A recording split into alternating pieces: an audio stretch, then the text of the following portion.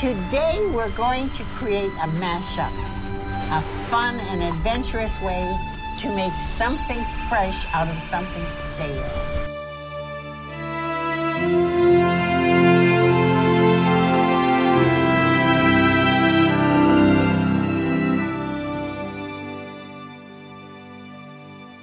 Once upon a time, all ideas were in the public domain. Every invention and every piece of art could be built upon by the generation that followed.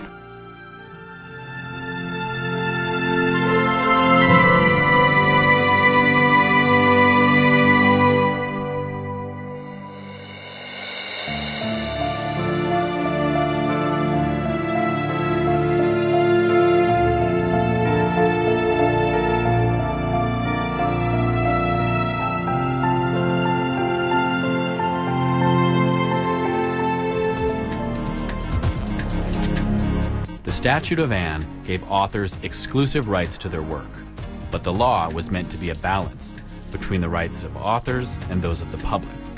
So after 14 years, the work fell into the public domain and anyone could copy it.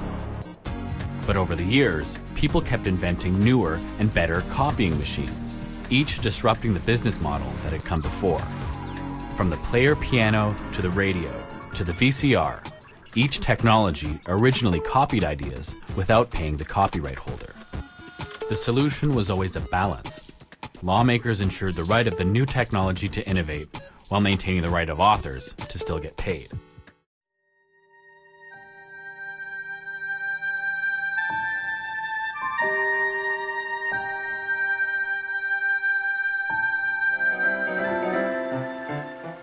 I'm a big fan of this man, Walt Disney. I'm a big fan of his work because his greatest works demonstrate beautifully how culture builds on the past. I suppose he must have...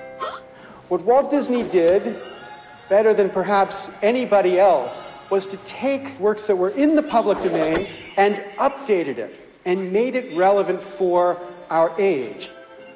Real boys? Yes.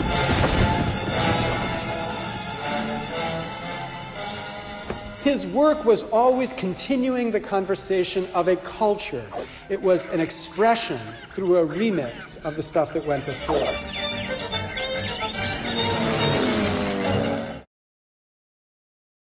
After Walt Disney died, the Walt Disney Corporation asked the President of the United States to give them the most magical birthday gift of all.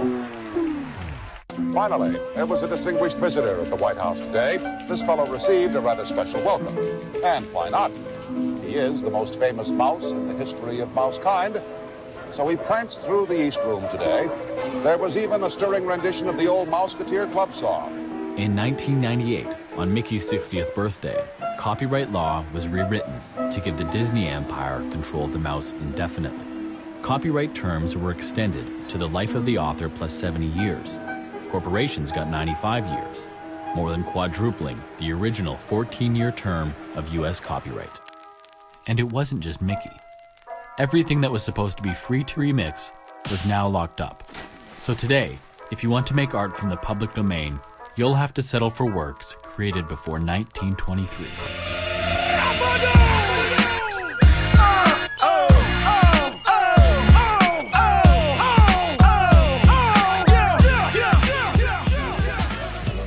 Millions of computers were connected and evolved into one perfect machine, designed for a single purpose: sharing information. And that's when an 18-year-old college dropout invented Napster, a program that transformed the world's computers into a peer-to-peer music sharing network. The record industry realized that in this future, they would lose control. So when Napster offered to pay $1 billion in exchange for a license to allow their users to keep copying, the record industry refused to evolve, parted with history, and started suing. When Napster was shut down, it was like we were cockroaches. They turned the lights on, we all streamed under the furniture. And we had missed the fact that in 18 months, we'd assembled the largest library of human creativity ever, and we'd done it for free.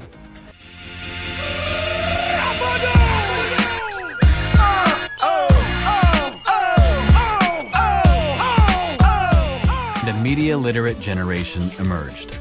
able to download the world's culture and transform it into something different. And we called our new language remix.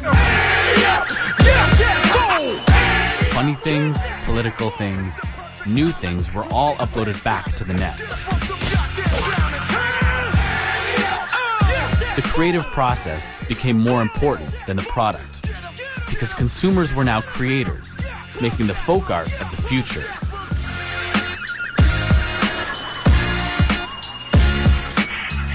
But the people who owned the culture that we remixed, they represented the past, and they declared war. They didn't see a great library or an information superhighway. They saw a supermarket, and they wanted to get paid. For these people, ideas are intellectual property, locked up until purchase. They use infinite money, corporate lobbies, and lawsuits to protect their property. Flow what you want, we stifling fools. Flow what you want, your life for your jewels, the rules. Knock 'em down. Next thing, knock 'em down. Respect my, we Brooklyn band.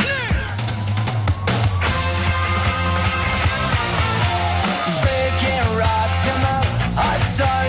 I fought the law and the law won. Napster. Law won. Hi, I'm one of the kids who was prosecuted for downloading music free off of the internet. Let's look at the American record. Lawsuits against 10-year-olds, subpoenas delivered at schools against stroke victims, against dead people. For the longest period of time, the industry had controlled technology, and therefore the people were subservient to that technology. This is like the power goes back to the people. Right, and it's definitely been two different worlds. But there's millions of dollars involved in this. If the record company bosses don't take the money, then the internet people are going to somebody's going to profit off this. And if it's not the artist, then you're profiting illegally. If you're going to do this, you're going to have people like Metallica with very deep pockets who are very tenacious on your back all the time, and whether that's something that you want to continue pursuing, basically. Respect my, we Brooklyn band. Brownsville, home of the brave, put in work in the street like a slave. Keep a rugged dress code. The one thing that's absolutely clear is that there's no way to kill this technology. We can only criminalize its use. We can't stop people from taking culture and remaking it in a way that expresses their ideas differently. We can only drive this creativity underground. We can't make our kids passive in the way we were growing up. We can only make them, quote, pirates. And the question we've got to ask is whether this is any good. The importance of this remix has nothing to do with the technique that each of these videos demonstrates. The importance is that this technique has now been democratized. This remix gives anyone with access to a $1,500 computer the power to say things differently. Imagine there's no heaven. It's easy if you try. No hell below us. Above us, only sky. Imagine all the people living for today. The color girls say, peace. This is writing in the 21st century. It is literacy for a new generation. It is building a different democracy. It is building a different culture where people participate in the creation and the recreation of the culture around us, a form of culture that has existed from the beginning of human society all the way through the present, except for one century, the 20th century. Are we supposed to say certain things are off limits to making art? Is art off limits? Is other people's art off limits, you know, to making art? That doesn't make any sense. That's just silly. That's just some business guy's way of thinking. Wake of the storm,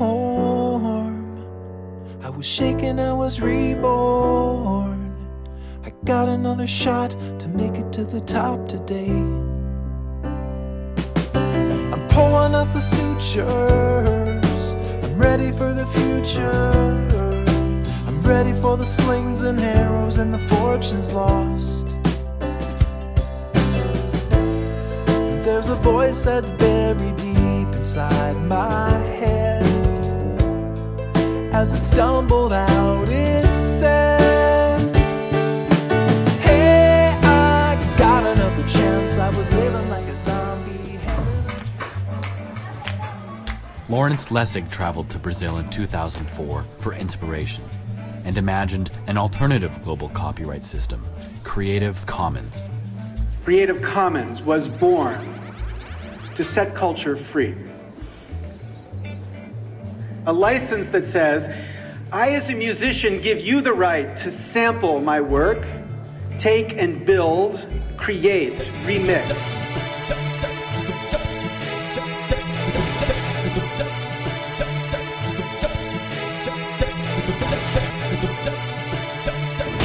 Fair use is a part of copyright law that allows for free speech.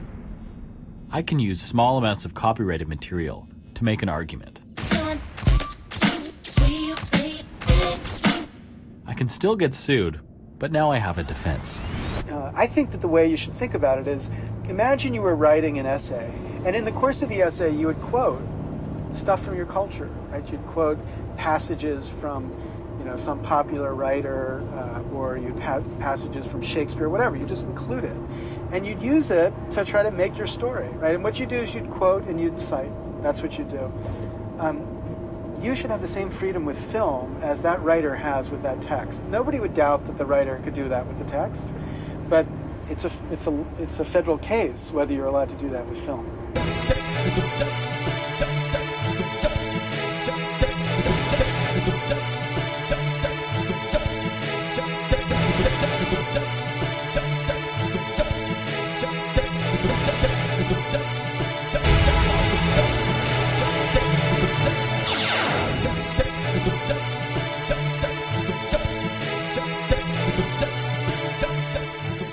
Listen to this latest remix of our favorite bittersweet song. It was created by the same country that defied United States intellectual property laws by breaking multiple international patents on HIV medication, producing their own copies of the drug for a fraction of the price. Free, universal access for citizens was their mission. The drug industry saw this as an act of war. Brazil saw it as an act of life.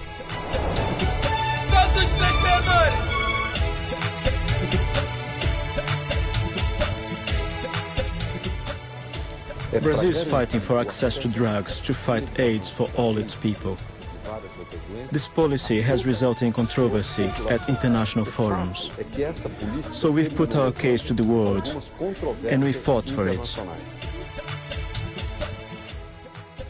Remixing the art, science, and knowledge of the world's culture is second nature to Brazilians, and now it's government policy.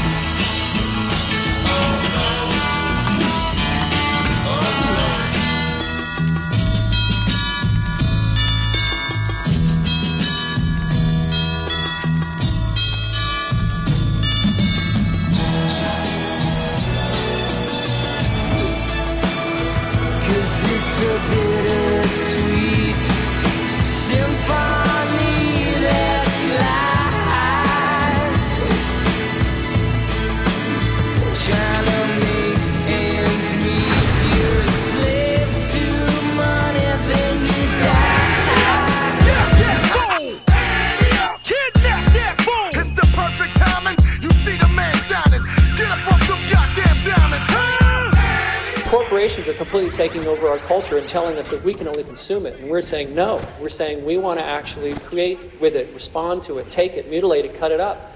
We're saying, you don't ask us whether I want to have a billboard everywhere I go in my town. You don't ask me if I want to see your Nike logo everywhere I go. You don't ask me if I want to hear YouTube's music everywhere I go shopping or when I eat in a restaurant.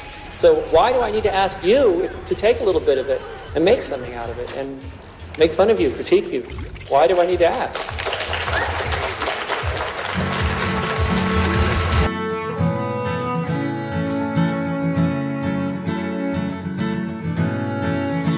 I see the world, I see it in your eyes, I see a smile, it lights the world tonight. I see the light, it lights 1,000 lives. When we look down, we're on the ground, so we spread our wings and we fly.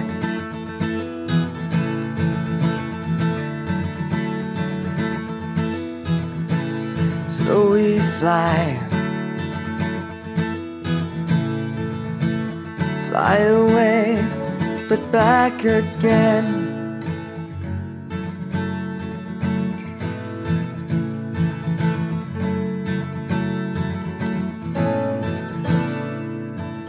I know this place, I know this song, I know the words, I know I do, 'cause everything we do for a reason good enough.